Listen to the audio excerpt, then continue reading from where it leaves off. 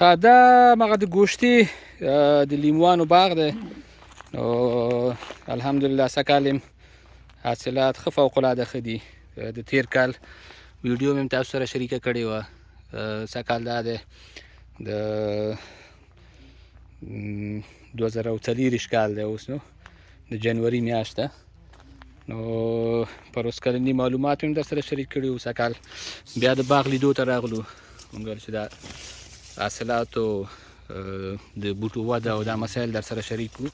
په دې چې د ځینو خلکو تشویش دی چې هغه پر اوسه کال حاصلات زیات کړي وو، نو هغوی فکر کولو چې دا بیا راتلونکي کلونو کې دومره حاصل ونه کړي. خو موږ بوټی دغه ته نه پرېږدو، لکه کمزورۍ ته نه پرېږدو چې بوټی کمزوری شي. نو دا چې څومره حاصل کوي په هماغه اندازه بیرته دې ته د سرې منظم پروګرام، د اوبو، د شاخبرۍ، نو دا پروګرامونه ټول منظم او برابر دي. دغه سږکال یو بل دغه چې په دې باغ کې وشو هغه دا و چې دې باغ ته د شنه شاخبري لکه ګرین پرونینګ هم پکې ترسره شو. په اوړي کې هم پکې یو شاخبري وشوه. نو بس امید دې ته چې راتلونکي کال کې به انشاءالله د دې باغ حاصلات به د دې نه هم زیاتي. نو هغه کوم د باغدارۍ اصول چې دي هغه ټول پکې مراعات کیږي. نو ماشاءالله همدغه وجه ده چې حاصلات یې ښه دي، د میوې کیفیت یې ښه فوق العاده لوړ دی او ټول مسایل د باغ درست دي.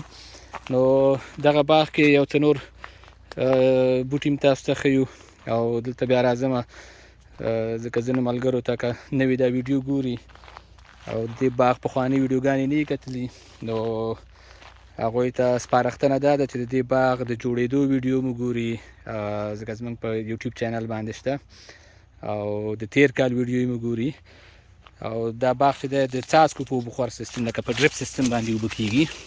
نو بله مسله دا ده چې د ځینو خلکو تشویش دی چې په ډریپ سیستم باندې دومره غټو بوټو ته به د ډریپ سیستم اوبه ورکړی شي که نه.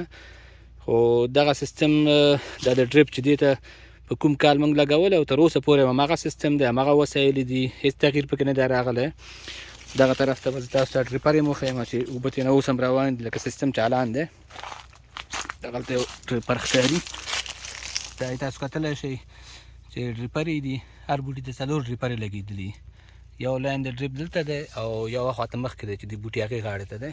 نو دا بوټي اوس هم په هماغه د ډریپ په سیستم چې د اوله نه ورته ډیزاین شوی، نو تر اوسه پورې هم بوټي د همدې سیستم نه اوبه کېږي.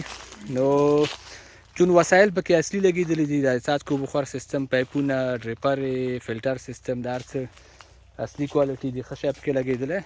نو تر اوسه پورې پکې هېڅ تغییر نه دی راغلی. او بل میسج خلکو ته پکې دا دی چې په دغه اندازه غټې ونې په ډریپ سیستم باندې هېڅ مشکل پکې نشته. یعنې دغه باغ چې کله موږ کېنولو نو د همغه اولې ورځې نه دا په ډریپ سیستم باندې اوبه کېږي، بل د اوبو خور کوم سیستم نه لري. نو بس هغه ملګري چې دا ویډیو نوي ګوري نو دی کولی شي چې هغه پخوانۍ ویډیوګانې د دې باغ هم وګوري. د دې باغ د جوړېدلو ویډیو، د هغې نه وروسته د شاخبرۍ هم پکې ځینې ویډیوګانې زموږ شته، او همدارنګه د پروس کال د دې باغ یو ویډیو موږ جوړه کړې ده، هغه هم خپره شوې ده. نو دوی کولی شي چې هغه وګوري. نو د زمیندارانو یا باغدارانو نه زموږ غوښتنه دا ده چې دوی کله هم باغداري کوي باید په ښه شکل باندې وکړي، ځکه دوی ته به پکې ګټه زیاته وي. او که چیرې داسې کمزورې باغداري کوي نو د هغې بیا دومره زیاته ګټه نه وي. صحیح ده چې په ښه باغداري باندې مصارف زیات راځي او بیا هماغسې ګټه هم څو برابره زیاته وي.